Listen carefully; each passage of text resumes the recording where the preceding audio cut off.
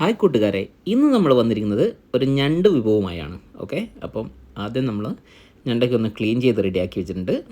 Okay, ഇത് നമ്മളിന്ന് cook ചെയ്യാൻ പോകുന്നത് എയർ ഫ്രയറിലാണ് കേട്ടോ. അപ്പോൾ എയർ ഫ്രയറിന്ന് പ്രീ ഹീറ്റ് ചെയ്യാൻ വേണ്ടി വെച്ചിട്ടുണ്ട്. അപ്പോൾ ഓൾമോസ്റ്റ് സെറ്റായിട്ടുണ്ട്. നമുക്കിതെടുത്ത് ലോഡ് ചെയ്യാം. അപ്പോൾ ആദ്യം തന്നെ റെഡിയാക്കി ക്ലീൻ ചെയ്ത് വെച്ച നമ്മുടെ ക്രാബ് കുട്ടനെ എടുത്ത് ഇതിലേക്ക് സെറ്റാക്കി വെക്കുക. അതിൻ്റെ മിഡിലേക്കായിട്ട് നമ്മൾ ബട്ടറും കൂടി വെച്ച് കൊടുക്കുന്നുണ്ട്. ഓക്കെ, അതിന് ശേഷം അതിൻ്റെ കവറിട്ട് മൂടി വെച്ചു. ഇതുപോലെ ഓരോന്നായി നമ്മൾ ആകെ എടുത്തത് 3 എണ്ണമാണ്. ആ ഓരോന്നും അതേ കണ്ടീഷനിൽ നമ്മൾ സെറ്റ് ചെയ്ത് വെക്കുക.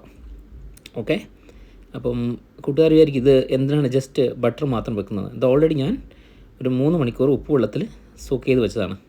അപ്പം ഉപ്പും ബട്ടറും മാത്രമേ നമ്മളിതിൽ ഇൻഗ്രീഡിയൻസ് ആയിട്ട് ചേർക്കുന്നുള്ളൂ. അപ്പം തന്നി നാടൻ ഞണ്ടിൻ്റെ ആ ഒരു ടേസ്റ്റ് കിട്ടാൻ വേണ്ടി കേട്ടോ. അപ്പോൾ നമ്മൾ ലോഡ് ചെയ്തിട്ടുണ്ട്. ഒരു 30 മിനിറ്റ്സ് ഞാൻ വെച്ചിട്ടുണ്ട്. ഓക്കെ ഗൈസ്, 30 മിനിറ്റ്സ് ഒന്നും വെയിറ്റ് ചെയ്യാൻ പറ്റിയില്ല. ഞാൻ ഒരു 10 മിനിറ്റ്സ് ആയപ്പോൾ ഒന്ന് തുറന്നു നോക്കി. എന്താ നോക്കുമ്പോൾ കണ്ട കാഴ്ച, വാവ്, ഇത് നല്ല അടിപൊളിയായിട്ട് സെറ്റായിട്ടുണ്ട്. പക്ഷേ എനിക്കൊരു സംശയം, ഈ കവറിട്ട് കാരണം കറക്റ്റായിട്ട് ആ ഹീറ്റ് ഉള്ളിൽ ചെന്നിട്ടുണ്ടെങ്കിലെന്ന്.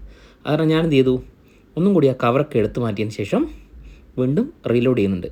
ഓക്കെ, അപ്പോൾ ഓൾമോസ്റ്റ് ഫൈനൽ സ്റ്റെപ്പിലേക്ക് നമ്മൾ പോവുകയാണ് ഗൈസ്. ഇതാ സാധനം ആഫ്റ്റർ 15 മിനിറ്റ്സിന് ശേഷം ഞാൻ തുറന്നു നോക്കുമ്പോൾ കണ്ടത് നല്ല വെന്ത് സെറ്റായിട്ടുണ്ട്. അപ്പം നമുക്ക് ഇവരെ എങ്ങനെയാണ് സെർവ് ചെയ്യുന്നത് നോക്കാം.